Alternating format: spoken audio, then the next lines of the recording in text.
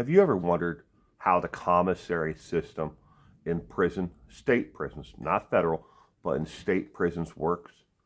Well, let me give you a little brief background on how the commissary system works in a state prison. Let's say, hypothetically, you're a new inmate arriving at the state prison, wherever. It doesn't matter if you have a year to do or if you're doing life without the possibility of parole, or maybe you have a death row sentence. It doesn't matter. The commissary system works in a tier system or level system. Every single state has their own little tweaks on it. But it starts off like this. The inmate, when they first arrive, does not have access to commissary, i.e., the cantina, to buy items, snacks, hygiene items, and basics like that. When they first arrive, they will give them the basic necessities like a little travel thing of toothpaste and toothbrush, a small bar of soap.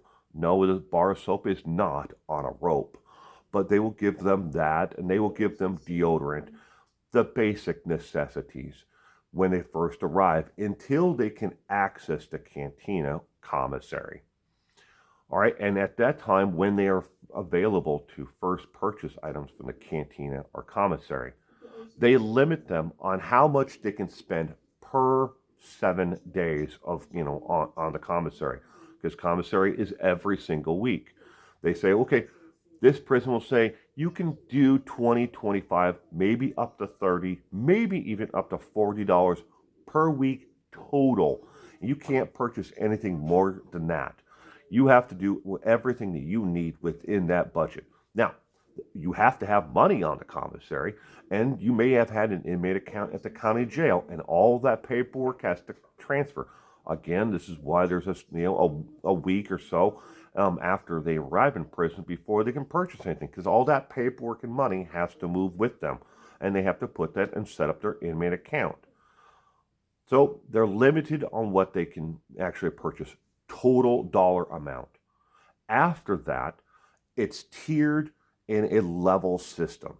They may start off with, say, $20, $25, and then they will slowly ramp it up, total amount that they can purchase per week. If they follow the rules, do what they're supposed to do, don't get what's called demerits or write-ups within the actual prison system itself. You get those, you kind of slide back down the scale. You don't get the ability to increase commissary cantina purchases. Let's say you're an inmate who just got into the prison system and you got there from the county jail, and the only thing you have is one pair of underwear, one pair of socks, one T-shirt.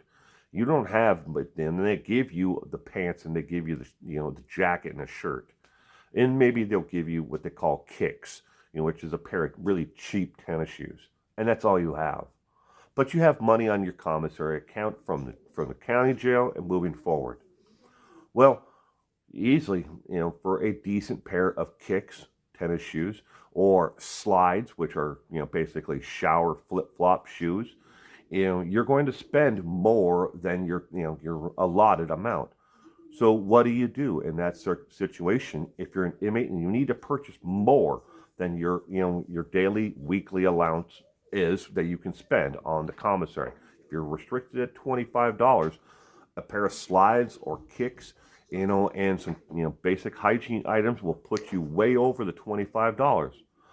What that inmate does in that situation, and it happens, doesn't matter, East Coast, West Coast, wherever, they get another inmate who has no money. And they say, hey man, I got a deal for you.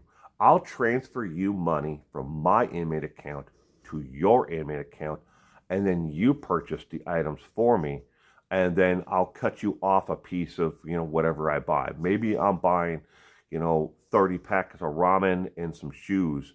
I'll kick you 10 packs of ramen. That inmate who has nothing to start with will jump at that chance at getting some free, commissary out of the deal. They then give the rest of the stuff to the other inmate. And that's how it works. They, until they get their level raised up. Then they don't need to pay somebody else to get their commissary. Additionally, This is how blackmail and extortion and protection system works in the prison system, on top of just straight going and stealing the stuff or taking the items from the inmate. They make them buy things on commissary for someone as protection money or blackmail, whatever it might be. Or they say, look, you're going to fill out this form once a month and you're going to transfer me X amount of dollars for protection. And that's how that system works out. And then that inmate who gets the protection money can do whatever the hell they want with it. Bankroll it, use it on televisions and snacks or whatever they want. But that's how the commissary system works in a nutshell. Again, East Coast, West Coast, and everywhere in between in the United States. So, do you have an additional question about the commissary that you'd like to see answered today or in the future here? Go ahead and leave a comment down below, and I'll try to answer as many as I can about the commissary system in the state prison system in the United States. In the meantime, you stay safe out there. And like my friend Purple always says, you never know who's going to be standing next to you next, and you never know who's going to be knocking at your door.